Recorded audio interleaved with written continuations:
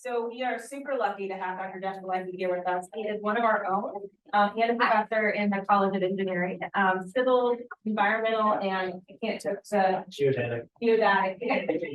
But when he reached out to me, he does a lot of team science and lots of interdisciplinary work. He has his PhD in policy. He's also an engineer and is able to kind of span a bunch of different disciplines and approaches. He just got a $1 million grant from the EPA where he's the PI, and there's like 5 different colleges and then the community involved. So yeah, yeah.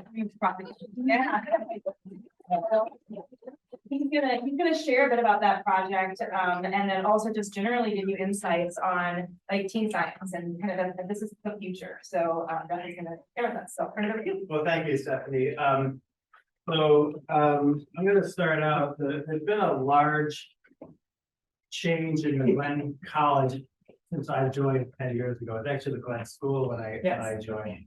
And so, as Stephanie mentioned, I have a joint appointment here and in the College of Engineering.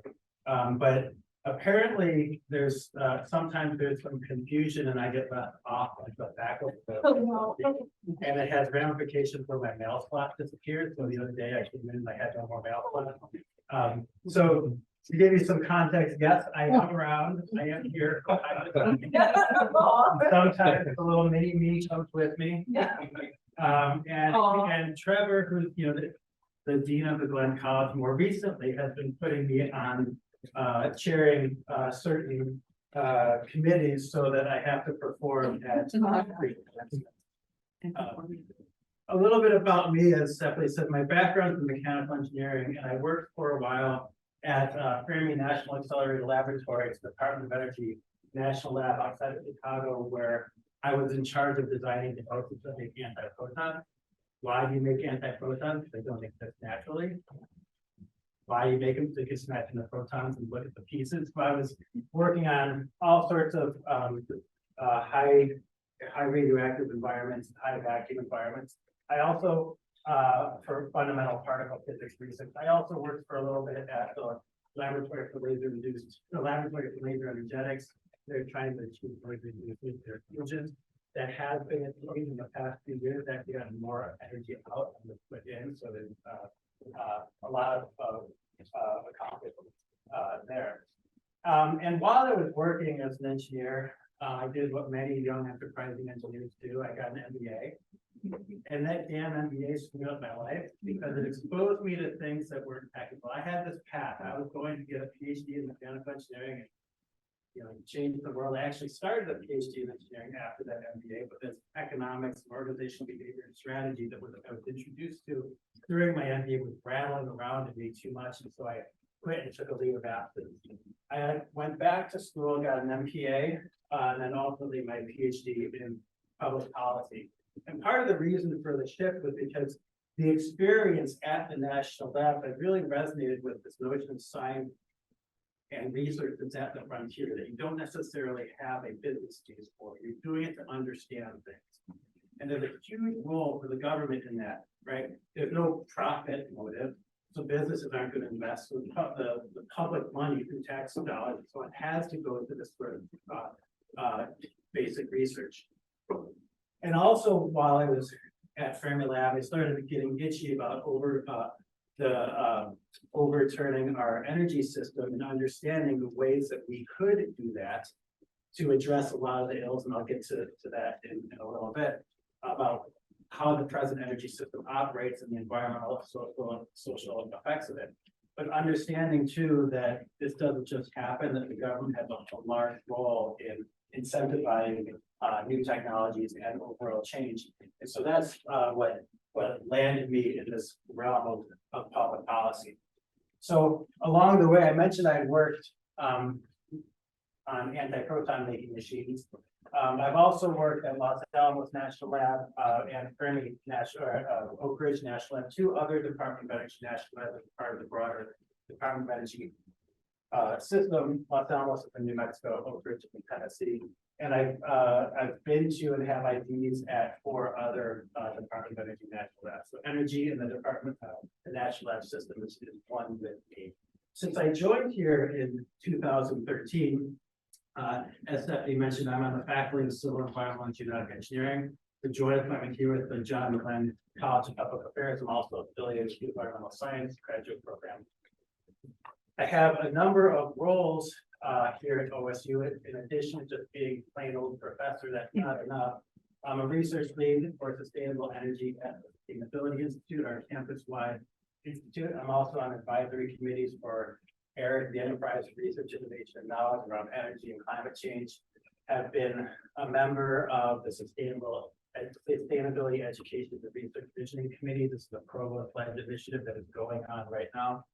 And recently, about a little less than a year ago, I took over as program director for our and principal investigator of the OSU Retirement Program. This is a $3 million investment in OSU by the National Science Foundation on convergent graduate training to develop PhD students who don't just get the depth in whatever field they're studying, but also get right across the way. And I'll talk a little bit more about that later. And we have one here. We have Tegan, who's in the empowerment program. And there's a few online I can see. Sam is online. So this colloquium is going to have 3 acts. Some of the broader context for what we try to do with my work, I describe as interactions between energy and environmental systems and policy. And I'm going to talk about the Sleep for All project. This is a $1.1 million EPA funded project that was just awarded officially a couple of months ago, where we have a number of objectives. We're working with 15 communities in the Columbus metropolitan area to help understand their needs for energy and mobility, help transition them so that they have less adverse effects and address the historical marginalization that they've experienced. And then after that, as Stephanie mentioned, I've been involved with either as principal investigator or co-PI a number of large interdisciplinary projects and proposals, and so I'll speak to some of my experiences with them as well as some of the broader literature around them. And so for those of you who are here at the Glenn College, don't hesitate to use me as a resource for getting involved with those. So since we're at the Glenn College, I'm gonna start here, kind of broad. Anybody know how they got this picture?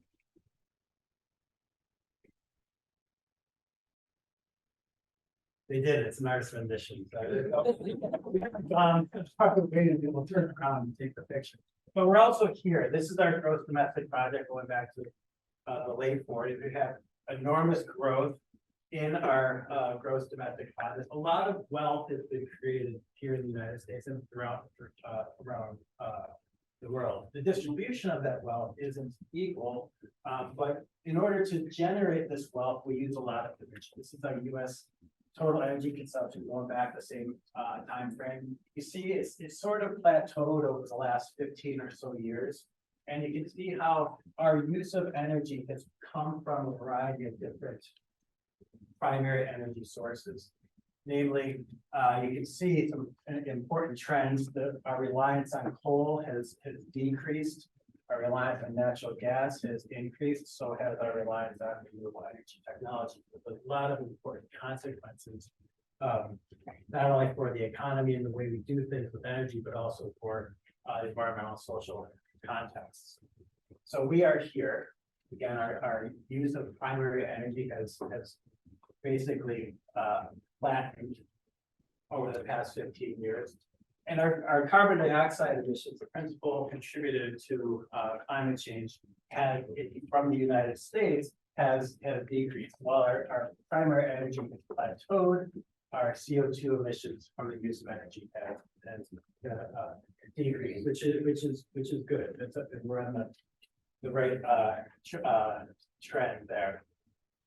Now, in 1896, 7 years before he won the Nobel Prize in Chemistry, Svante Arrhenius wrote this article entitled "On the Influence of Carbonic Acid upon the Temperature of the Ground." Carbonic acid is carbon dioxide with a little water vapor in it. So basically what he's talking about is carbon dioxide in the air. And in it, he was the first he quantified the contribution of carbon dioxide to the greenhouse effect. And he speculated about how what variations in the amount of carbon dioxide in the air might have on long-term contributions and long-term variations to the climate. Now, this was 1896. This was after the Industrial Revolution had really kicked into gear. He was noticing, he was thinking about, oh, we're burning all this coal. A lot of the carbon dioxide going into the air. What might be the effects of it? So for a while, he was known as the first person to over 130 years ago to identify the contribution of carbon dioxide to our climate. Turns out that it had more recently had been discovered that John Tyndall, who was a fellow of the Royal Society, gave a talk in 35 years before, in 1861, about how different gases absorb and radiate heat. Okay. So then for a long time, he said, oh, wow, it's actually been 160 years ago, we first had some understanding of carbon dioxide, the effect of carbon dioxide and other greenhouse gases in the air. More recently, it has been discovered that in 5 years before that, in 1856, there was a paper given at a conference that entitled "Circumstances Affecting the Heat of the Sun's Rays." Now, in this piece of work, the person who did this work had a very simple experiment. They put a few glass bulbs in the window, filled them with different gases, and then just measured the temperature as the sunlight was coming in. And discovered that the highest effect of the sun's rays I have found to be carbonic acid gas, carbon dioxide. And an atmosphere of that gas would get into our Earth at a high temperature, and if the air had mixed with it in a larger proportion than that present, an increase of temperature must have necessarily resulted. This is now our understanding of the first person to determine the effect of carbon dioxide in the air on the temperature of the cloud. Who was it? It was a woman. She was lost until history until recently. Why? Because she was not allowed to give that talk because she was a woman. A man had to give the talk at the conference on Earth. Now that's just stupid, and we know that that's stupid now, but as we're seeking to reconcile some of our past historical records, we need to be sure that we are addressing these marginalizations that have occurred. She wasn't just an amateur scientist, she was also a women's rights pioneer. She was at Seneca Falls with the Women's Rights Convention. She was a suffragist. And like I said, there's actually some literature trying to understand if she was intentionally sidelined by John Tyndall or not.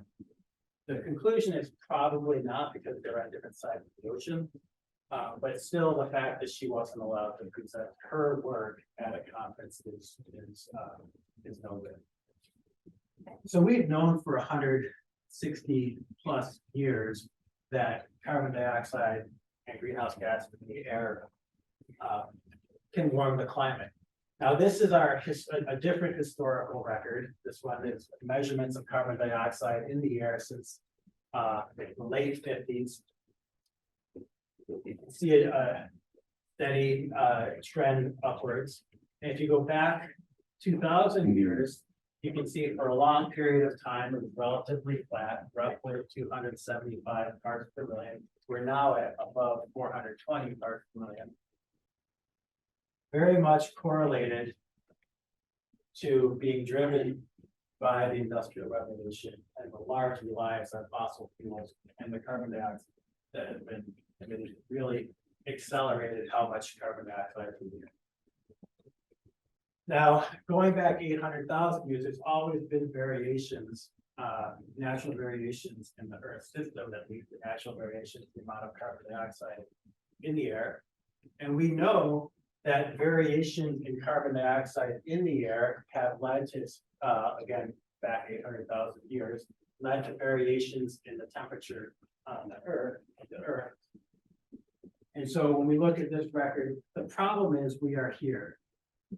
We have pushed the amount of carbon dioxide in the atmosphere so far out of the historical bounds of the last 300,000 years that is causing substantial warming of the planet. This is, for the northern hemisphere, the average temperature by month over decades. So the bluer ones are from 1880s and the greener ones are the early to mid 1900s. And then as it gets weather, it gets more recent. And you can see over time that the trends have been increasing. And in fact, this year is really 2023 is quite a departure from what we've had, even in the most recently warm climates. And that's leading to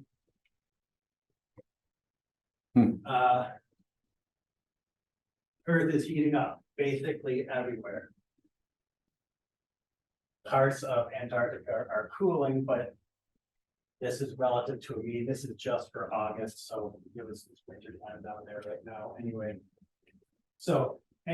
the globe is warming up, and this has caused the Intergovernmental Panel of Climate Change, which is composed of a few hundred scientists who have to agree. Scientists don't like to agree with each other. In fact, largely we haven't. Academics have incentives to disagree, right? To prove something wrong that we understood before that.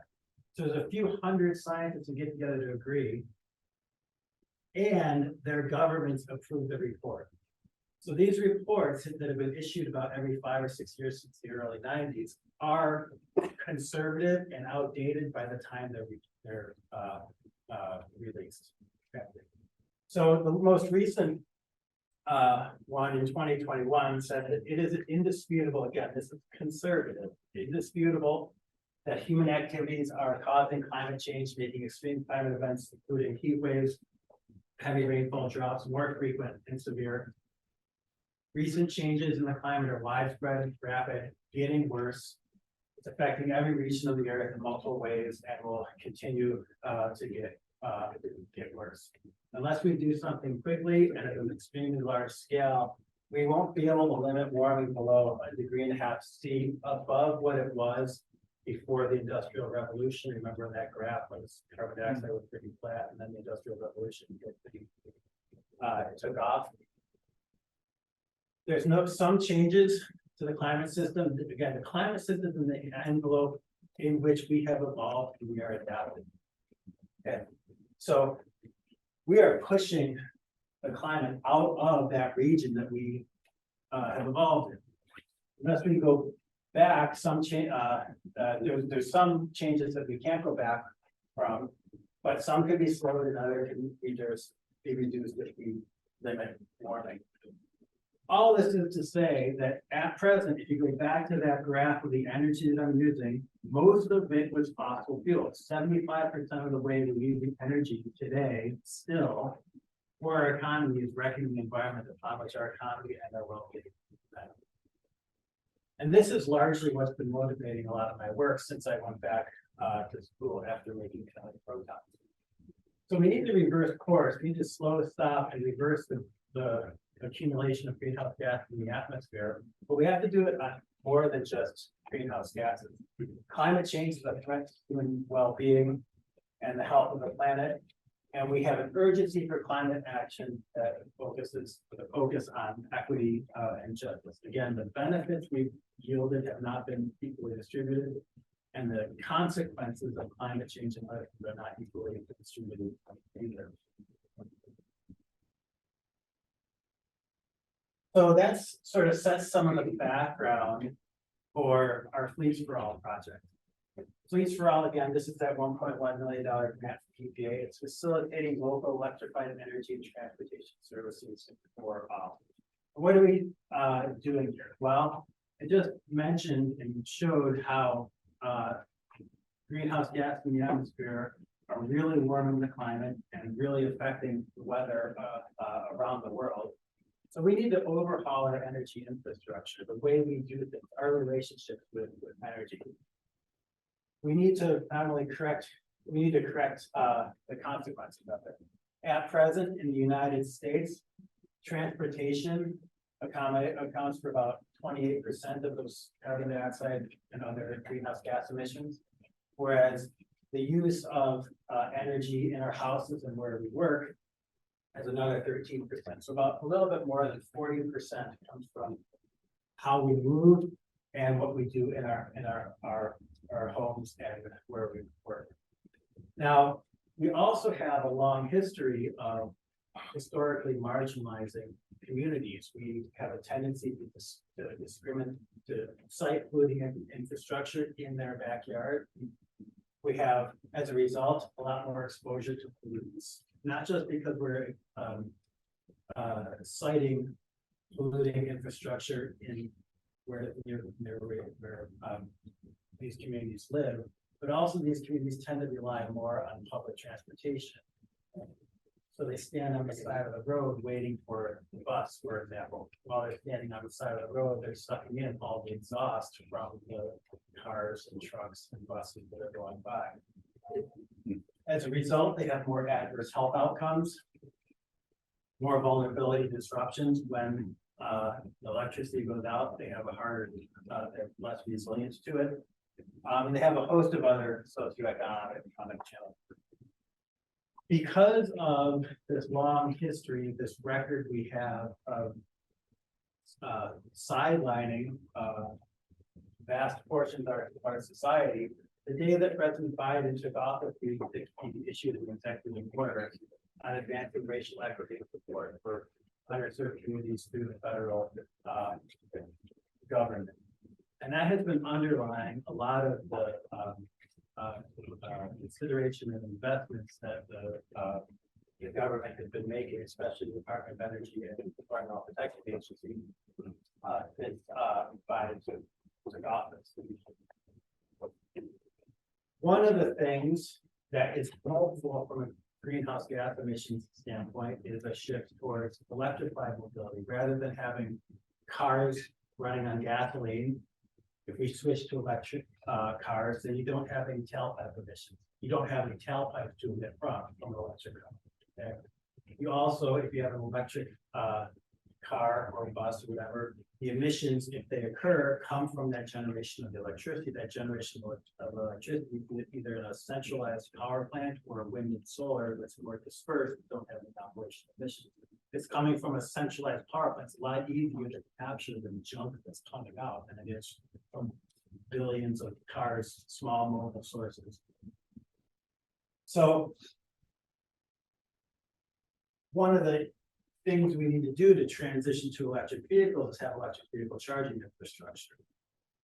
Now, I'm fortunate that I have a garage and I can afford an electric vehicle, and we have one, and we wired up our garage and increased the service to our garage so we can charge our electric vehicle without a problem. Many people do not have that luxury. They don't have their garages. They can't afford an electric vehicle, so they have to rely on public charging infrastructure, publicly available charging infrastructure. The distribution of the electric vehicle charging infrastructure is unequal. What this map is showing, this is from a couple months ago, is in the circles are the number, the size of the circle indicates the number of charging stations. So as you would expect, big cities like Chicago, Atlanta, LA, San Francisco, New York, Boston, and so on, they have a lot of charging infrastructure. That's why you could get any of these bigger circles. But you'll also see that these bigger circles tend to be located in the higher income area counties. You don't have as many in the lower income. The distribution of the infrastructure to support the electric vehicles is very much favored toward richer counties over. This is a map of Chicago. It's not just wealth, it's also race. So anybody from Chicago, I said, yeah, you're from Chicago. So you know, people who look like me live up there tend to live there. People who don't look like me tend to live down here. This is where all the charging infrastructure is. Okay. Heavily located in white, non-black, non-Hispanic zip codes. Our census tracts. Overall, almost 96% of the electric vehicle charging infrastructure exists within the counties that are predominantly white. So not only are we trying to transition away from certain ways of moving ourselves to mobility, we're trying to transition our energy system. We want to do it in a way that doesn't further marginalize people, but we are marginalizing large segments of society in the ways we're doing. We also use, as I mentioned, 13% of greenhouse gas emissions for the United States come from residential and commercial. We use fossil fuels, many of us do, in our homes. Furnaces, water heaters, and stoves tend to run on natural gas. The dominant component of natural gas is methane. Now, furnaces and when you combust that, you make carbon dioxide. And furnaces and water heaters, they tend to vent the pollution outside, but the stoves don't. I need to have a gas stove. How many of you might not want to have a gas stove in about 3 minutes? I have a gas stove too, and we redid our kitchen like 7 years ago, and we made a choice to get a gas stove, and now I'm regretting it, but we want to change. Anyway, so natural gas stove, when you burn natural gas, it makes carbon dioxide that goes in the air. But there's also a lot of leaks of the methane. And methane, the CH4, is a worse greenhouse gas from a climate warming standpoint than carbon dioxide. And annually in the United States, the methane that leaks when you turn on the stove, when you hear there's a little electric valve creating a spark, there's gas flowing out before that spark ignites the gas. There's also fittings and so on that are leaking. The methane emissions from gas stoves are roughly equal to about 500,000 cars each year. And from a climate standpoint. So not only are we emitting a heck of a lot of methane, actually this article, you can see this was just yesterday in the New York Times. Talks about the Inflation Reduction Act and a variety of incentives embedded within it. But not only does it emit carbon dioxide stoves, emit carbon dioxide and methane, they also emit carbon monoxide, formaldehyde, and nitrogen dioxide right in our houses where we live. Now, nitrogen dioxide is toxic even in low concentrations, can trigger breathing problems for people like me who have asthma or other respiratory concerns. And kids who grow up in houses with natural gas stoves have a 20% higher chance of developing a respiratory illness. Not going to stop there. In homes with poor ventilation or small kitchens, or without the use of range hoods, read less wealthy, less wealthy, less wealthy. The use of a cooktop can cause the concentration of nitrogen dioxide to exceed the outdoor limits for distance of nitrogen dioxide. We don't have indoor limits. So one of the things we need to do from a climate standpoint is transition away from these appliances that run on fossil fuels and toward electrified versions. We also need to do that for our human health. So about a year and a half ago, the Environmental Protection Agency issued a call for proposals on the drivers and environmental consequences of the energy transition on underserved populations. And a team of us from Ohio State, a diverse team across 5 colleges, that you recognize him. We got Daryl Hood in the College of Public Affairs.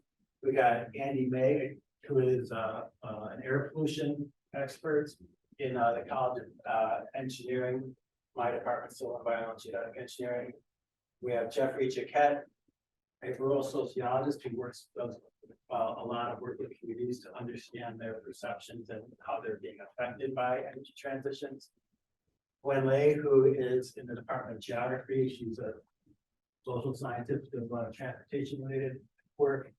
Daniel Gingrich, who is a joint appointment between the Integrated Systems Engineering, so the optimization, operation research portion of the College of Engineering, and the Department of Civil Environmental Genetic Engineering.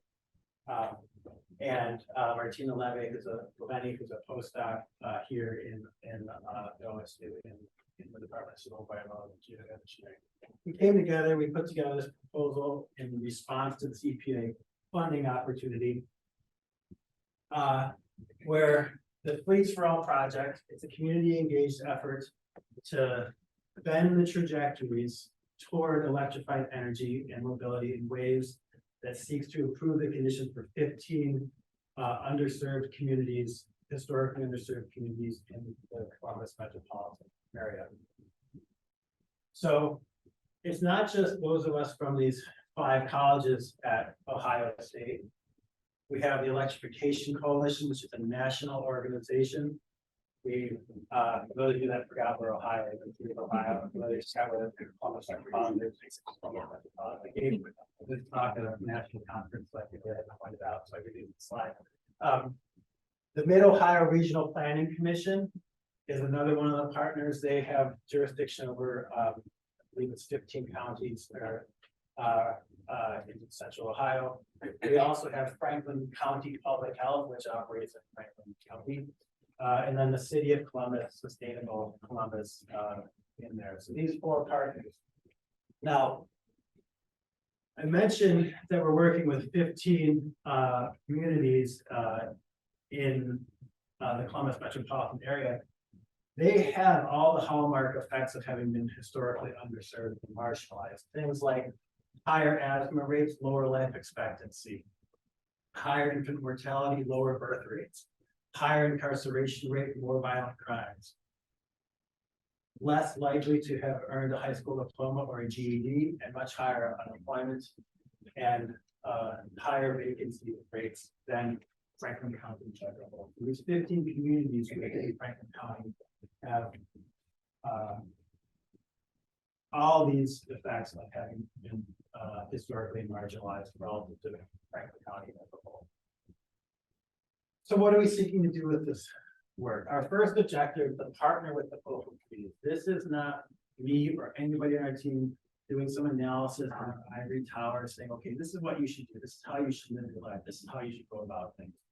We really are going to be working with them in the communities to understand their needs for energy in the house and their needs for mobility, and evaluate the effectiveness of existing efforts. There are a number of policies and programs in place that seek to address some of these issues, including some here in Columbus, the EV readiness ordinance, the renewable energy aggregation program, power, and so on. With those existing efforts, there are a number of gaps that we identified as a part of our proposal, and we are seeking to fill. I won't go through those in detail, but I can if you're interested. Our second objective is if you are transitioning home appliances away from natural gas or fossil fuel driven to electrified options, and if you're transitioning mobility from gasoline internal combustion engines to electrified options, you're going to have a higher demand for electricity. So we need to think about what the regional electricity grid might look like. So we're working on developing transition investment and deployment strategies so that as we build up the grid, we're doing it in ways that improve health, environmental, and social conditions. Our third objective, and this gets to the residents in these communities, how to understand how they make decisions, how their knowledge, values, perceptions vary across the individual and the communities and their affiliation, and how that might inform their decision, their household level decision making. For example, to adopt an electric stove. As a part of the proposal, we came up with, well, actually Daniel came up with, he's still online there. Daniel came up with this overlapping Venn diagram. I have a phone call, sorry.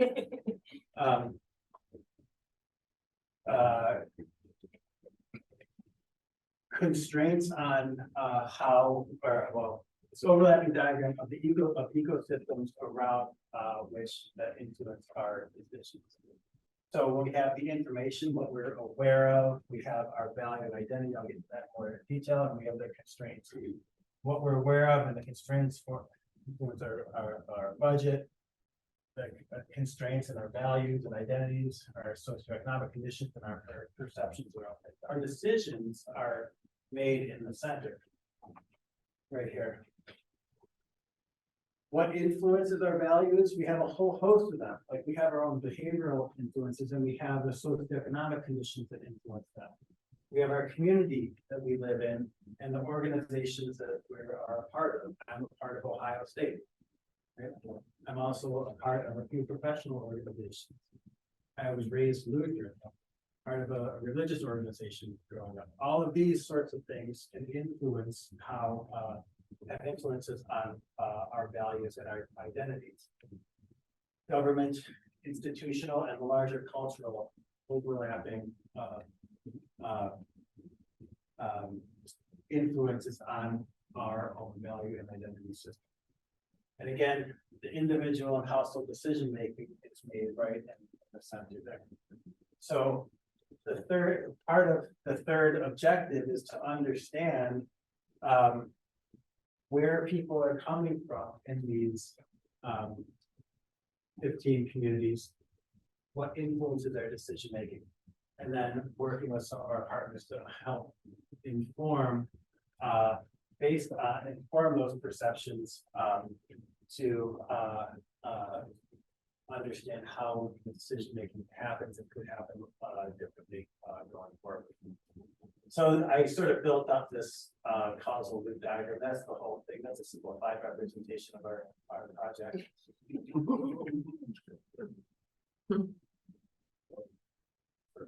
So we have a number of hypotheses, gaps in the information ecosystem around benefits and costs of electrification, individual identity and group and community affiliations, and that conditions on the ground today have impeded the adoption of certain types of options. I don't know what happened there. So this is a community engaged effort. It embodies many of the elements of effective community-based research. At the conference I was at in June, actually had a whole number of sessions on community engaged research. It is centered on the communities.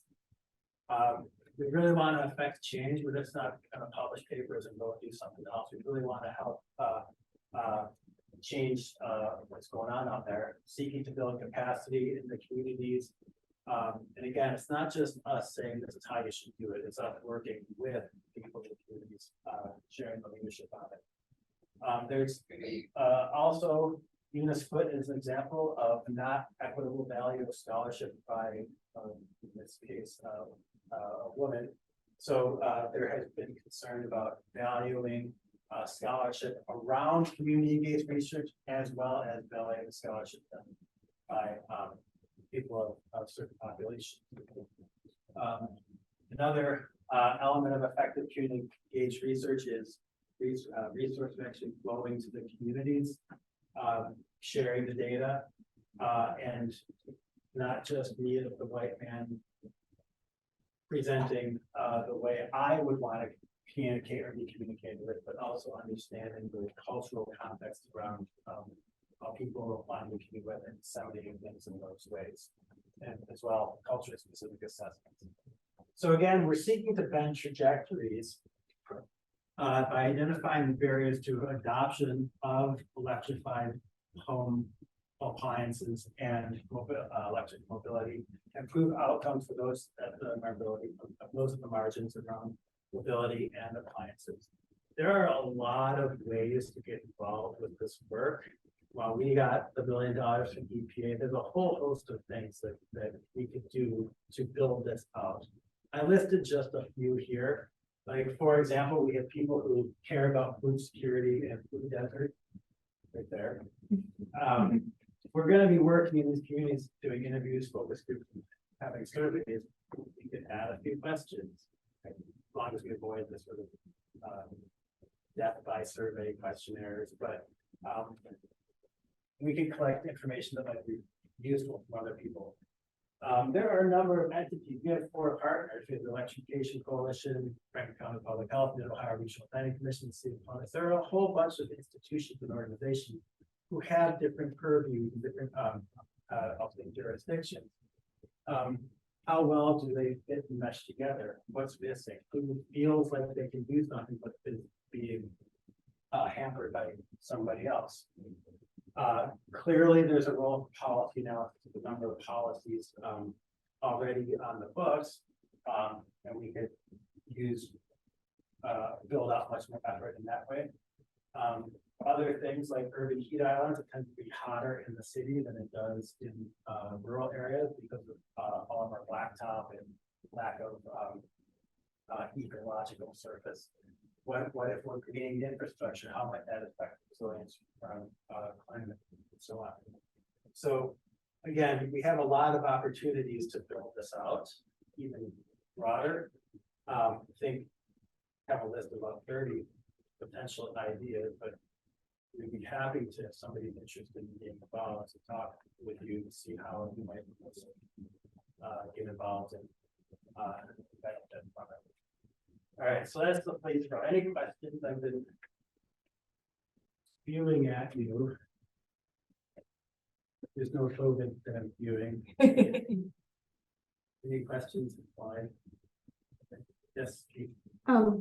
So you talked about gas ovens. Yeah. What about gas heating? Yeah, so like the furnaces and so on. Yeah. Yeah, so yeah, we in water heaters, same sort of thing. Yeah, so you're still using natural gas, which is methane, carbon dioxide. Difference between the stove and water heaters and furnaces, but water heaters and furnaces tend to be vented outside, where stoves are right there. Right? And so you don't necessarily have the same indoor air pollution issues by having you still have the same climate issues. It's all going up into the air, but yeah, you're not sucking in the nitrogen dioxide, for example. Yeah, I was wondering about these gas appliances. How can you encourage people who are low income to shift to an electric appliance? Because that is a cost. Yeah, that's what we're trying to understand. There are subsidies, and so the Inflation Reduction Act actually, in that article from the New York Times highlighted a lot of nice things about the Inflation Reduction Act. It also highlighted a number of problematic issues with the Inflation Reduction Act, but there's a lot of subsidies and incentives out there now to invest in different ways of doing things. Problem is, like you said, you have to be able to afford that new. So as an example, you might get a slight reduction if you have so the Inflation Reduction Act operates through your federal taxes, right? So you have to have a tax burden in order to benefit from the Inflation Reduction Act. If you're at the margins and you don't have enough income to have a federal tax burden to benefit. So that's part of what we're trying to understand My question kind of piggybacks on yours. I mean, if the structural inequalities that are baked into these neighborhoods, and I think maybe housing, right? And so like the physical structural inequalities that are baked into these neighborhoods. So what about like, if you don't actually own the home, which many of these folks won't, and so it's your landlord that's gonna pick your appliances. Yeah. And then like, so are you thinking about some of those structural inequalities, and how do you think about that in your? We did not, that's a great point. To the extent that we sort of thought of the fact that most people don't own their own home, we thought of it in terms of they can't invest in their own charging infrastructure. That too. So the landlord would have to put in the charging infrastructure. That too. But no, we hadn't thought about the structural inequalities from the perspective of what the landlords, the owners might do. Yeah. But that, I'm gonna guess, might come out of all that. Oh, for sure. I think that's gonna come out. Yeah, That might yeah, come out, yeah, and that yeah. is something that we really want to better understand. It's another, that's up the top. Sorry, Jill, I'm bumping you down. I'll be there. But Yeah, so we have, yeah. have a lot of opportunity. And again, we're working with the city of Columbus, who had identified a number of these 15 communities prior to us getting partnered up. yes, that, we can definitely chat more. Yeah. Just take consolation from the fact that we're all bound to be rational. I think we often have to blame individuals for not doing it, right? Yeah. It's like maybe But there's structural barriers that are preventing that, right? Yeah. I mean, I think like, we do a tendency to blame people for Yeah. not doing things, we also like when Hurricane Katrina hit. They said, why did you stay in Yeah. Louisiana? Well, we didn't necessarily have a place to go, or they didn't have a way to get there. So there's a lot of structural issues, I think here. In terms of what I'll shift to talking about a little bit, in terms of like doing interdisciplinary research, we had a tendency to not reward it as much within academia, but we also understand that that's a structural thing, motion tenure guidelines. So we understand, I think, that there are structural issues, we don't necessarily let it bake into our considerations. It's a general question too, but I think one that's relevant. The project is just starting out. You're gathering a lot of information and you don't want to do the wrong thing. But at what point, like, what's your philosophy towards like when you start acting? Because you'll never get like every little piece of information, and especially when it's something like this that has a lot of time urgency. What's your attitude or the group's attitude towards, okay, is it like we get X amount of information, then we act based on that? We have to have a cutoff date. Yeah, I'd say like, it's not gonna be me out there plugging in some of the electric stove. But you know, the city is largely involved. And so a lot of it is working with the city and impact community action, and other nonprofits, and so on in the city to help them understand what we're going to do. You had a question that I think Chris has a question too online. I did. I mean, I thought this was excellent. So far. And I learned so much now. I can fight the people in a more informed way. But one of the things that I was, and I appreciate all of the objectives, especially objective number 3 that seek to incorporate the perspective of those people who are being affected by climate change and the shift towards more sustainable energy practices. I'm wondering, what are some critiques of like your work, I think, in your efforts to kind of like push us towards this more sustainable energy pathway? We've talked about some of the structural barriers that this is maybe difficult to do that, but I'm curious about other critiques that might kind of challenge things to talk about. Yeah, that's a great question. I have faith in other work I've done. I have done a lot of work on trying to keep carbon dioxide out of the air. And often that has been about handling emissions from coal and natural gas power plants. And there's an argument that people say, well, if you handle the emissions from them, then you can rely on it longer. Let's just, you know, and I get that perspective. That's a critique that I wouldn't say had been leveled at me specifically, but at a sort of real carbon management. This is the first time I've been working more on the ground with people like this, or will be working with people like this. So, and it's not because of a lack of desire, it's a lack of, frankly, it's a lack of funding opportunities, right?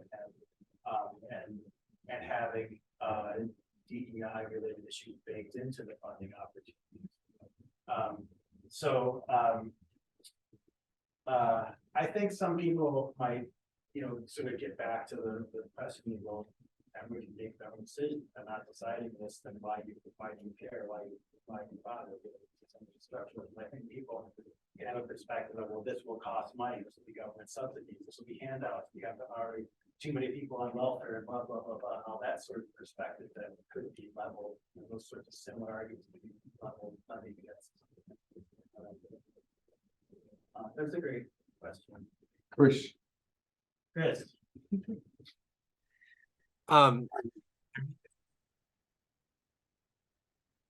Thanks for the great presentation, Jeff. I just one point is a comment, and then I also have a question. So the comment is just in response to what the line of thinking that Yos and Stephanie were going down. I think it's interesting to think about how structural inequities can intersect with sort of structurally unequal policy in a way that actually ends up sort of negating those inequities. So, for example, you know, poor folks can't afford to buy induction stoves or heat pumps to, you know, et cetera, these expensive in-home appliances. But as you also pointed out, they don't own their homes. Their landlords are the ones who have to actually do the you know, appliance upgrade. So there's, I don't know to what extent the Inflation Reduction Act thinks carefully about incentivizing, for example, property owners, landlords specifically.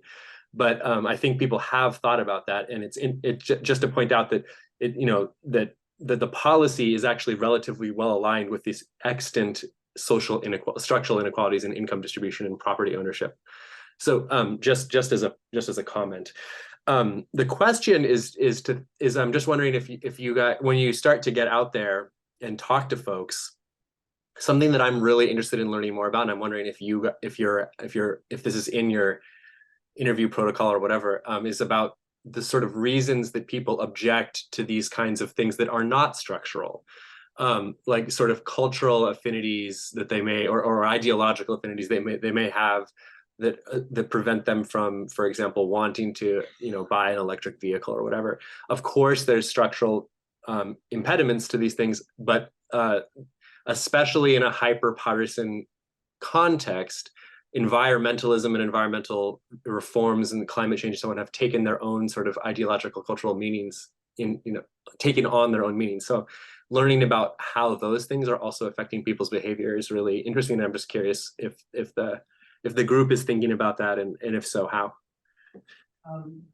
I think, yeah, so those are really important issues. I think that in this context, we haven't specifically said that's what we're going to be thinking about, but we do bring those issues to the table. For example, Jeffrey Chiquette, the rural sociologist, has done a lot of work on communities experiencing the coal transition. So communities that had at one point relied a lot on coal for their local economy, jobs and so on, and how now, as I showed you, whoa, that's It's got a little bit. Maybe touch it. there we go. I touched it. Okay. They're losing jobs, they're losing part of their identity, which, you know, that's not just something you just wave away, right? Like, you know, people have an oil man or something like that, you know. My values and identity is partly around being environmentally conscious. Others, and I can also afford to be that, right? Others don't have that same sort of system or the same different experiences. That's really why it's like working with the communities, because we don't necessarily have those experiences. But it's a great question. You had your hand up, and I'm going to move on. Okay, yeah, so my question is twofold for this quick. Yep. So when you're going in to do the assessments to say like, hey, yeah, so it's say this should be replaced, that's of course some person can say that, but how are you ethically balancing the I can't afford this, but now I understand that this piece of equipment in my home is unsafe and therefore has all of these implications? And then the second part of my question is, when after you're doing that, how do you balance the like, you know, I live in this home, but I have literal holes in my roof, or I have holes in my insulation, or like, why would I be replacing my stove if I have these like truly inhabitable issues with my stove? Well, so first of all, we're not going to be like doing an audit. You know, we're doing surveys, and we're not going in and saying, "Oh, you've got this." On our checklist of things to worry about, you're checking them all up. We're just trying to understand where they're coming, and then how we can work with that to see how we feel like to take the influence decision making, and very well, you know, may largely be around the fact that landlords.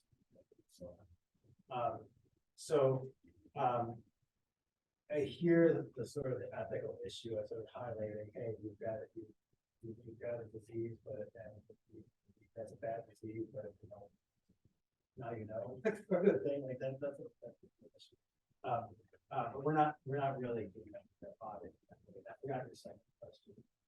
Oh, then just balancing the other structural issues of homes. Yeah. Again, again, we're trying to understand where they're coming from. So what weight do they put on the whole of their roof versus the environment that they're living in? But yeah, those are great questions.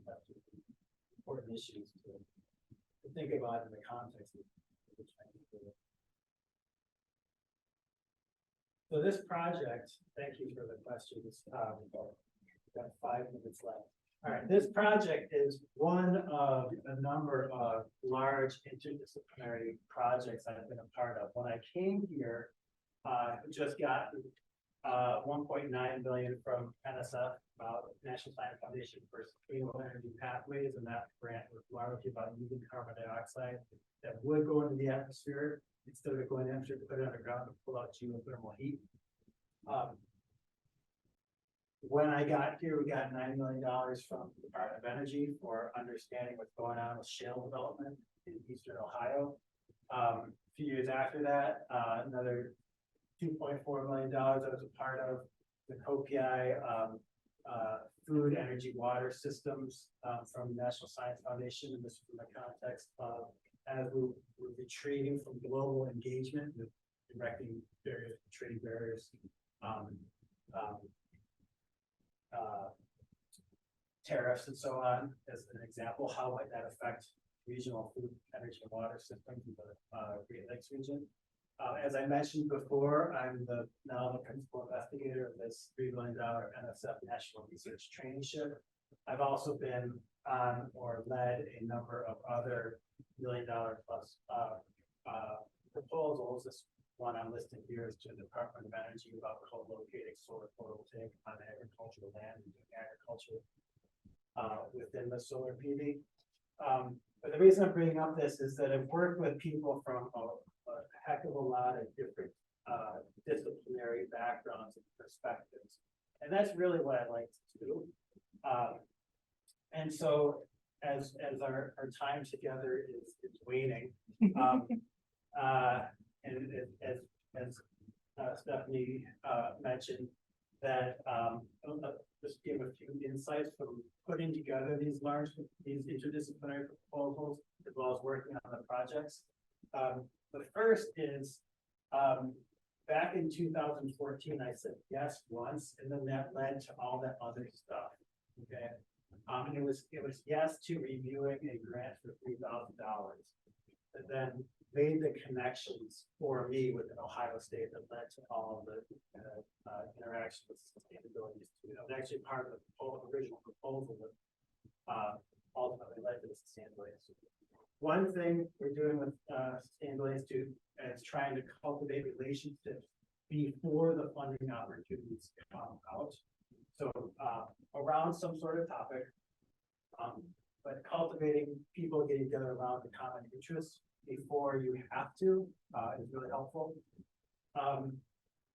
Unfortunately, I've had the experience where I've learned that I don't necessarily want the smartest economist out of my team. I want the one that can work with other people on it. Okay, so maybe it's that fifth smartest economist, but if they can't work with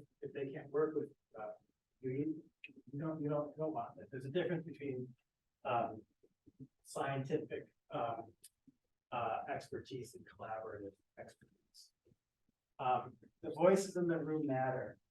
This is important from a variety of perspectives. Our team for the Face for All grant, diverse on a lot of demographic dimensions.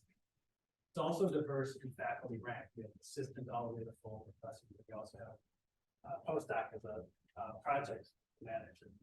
And so cultivating the voices in the room and cultivating a room where those voices can feel comfortable to speak up and be heard is something important. Sometimes a dominant perspective can come out. Like often from where I sit, it's engineers who think this is the way it's optimized. You should do it. You design it, you're optimizing, do it math, and here you go, bam. That doesn't work well when you're trying to do this large proposal. I've also been at the on one of those very much we got the grant, and then each investigator went to their own office and did their own thing. Didn't integrate well, so they are doing a better job of making sure that you're identifying how you're going to collaborate in the proposal. Overall, in putting together these proposals, having a lot of patience with people, because we all have life happens in various ways, and being trying to be patient while still pushing things forward. It's been really important to be flexible. And you just gotta kind of keep at it, keep, be persistent. I'll leave a picnic for side conversations. So there is a whole science of team science, and this is, a National Research Council, it's actually 8 years old already, report that came out about, team science. Basically says team science is defined, most team work is between 2 and 10 people, but they can be much larger. But they have the, most team science has, at least some of these 7 dimensions. They've got a lot of diversity, not just in terms of the fields or the intellectual point of departures, not just in terms of the backgrounds, but also in terms of the experiences. Deep knowledge integration, you have what you know in what you know, but as I said before, you're also willing to work with others, have appreciation for people who think differently than you do or have been trained to. Large team size, I just sort of mentioned that. Goal misalignment, often in centers and institutes, there's a number of different research projects which are operating, but if they don't operate moving forward in sort of respecting each other, it doesn't work out so well. We know that within academia, we have these disciplines, right? But they're permeable, right? We used to have biology and chemistry, and they got together and they created biochemistry. Yeah, we used to have psychology and economics, and came together. Now we have people who do behavioral decision-making and integration of psychology and economics. That can be great, but it can also cause problems because things evolve. We have less of an issue now with geographic dispersion given the Zoom, but this can actually, you want to try to cultivate people from different parts of the world. This can actually work well when you put together a proposal. I was working on one with people, somebody who was in China, which was great because when I went to bed, she took it over and she was working out. When she went to bed, I took it over. Now we have this 24-hour thing going on. Another issue with interdisciplinary projects is you tend to have a lot of work going on and you want it to be integrated. But if something goes wrong in one of those tasks and others are going to depend on its production, you have to be able to manage them. Have some off ramps if something isn't going the way you would have liked it to go. This report also identified a number of ways to improve the team and effectiveness, largely around intentional decisions about the composition of the team, professional development for the people in the team, and training opportunities for leadership. I would say here in Ohio State, since I've been here, there's been more and more support for doing larger projects. It's not just the single solo author paper sort of thing anymore that gets rewarded with a lot of well, I got tenure with all that stuff, so I'll sort of taper off with this. There's a lot of wicked problems out there. Energy is one of them. Wicked problems it's a phrase that's been used to describe a range of social and cultural issues that seem difficult to solve. Are issues with energy, climate, inequity, and so on. They are tough. It's a wicked problem, but we need to have programs that can address them. That's part of what the empowerment program that I'm now running tries to do. It seeks to prepare people who address wicked problems around energy.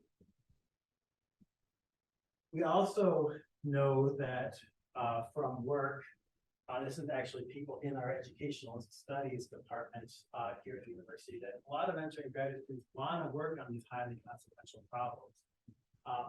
But we don't necessarily have the programs supporting them. Here's a quote from this article, actually highlights how one student enrolled in this is a generic way to say the empowerment program, said that when they got exposed outside of their disciplinary perspective, again, they're doing their degrees in their discipline, their field, but they're getting exposed to engineers are getting hit over the head with human rights and sociology and community issues while they're doing their deep material science research, as an example. made them reconsider their position. Another student expressed that interdisciplinary work changed my thinking to a multi-field view to help synthesize these bodies of knowledge and other facets of problems they worked on. It is known that being exposed to interdisciplinary training brings more, and students with more disparate perspective, brings more innovation and more powerful cognitive development. That's those are the worlds I like to live in. That's me. I'll leave those three objectives from the Please for All project up there. And thank you for your time and your extra time.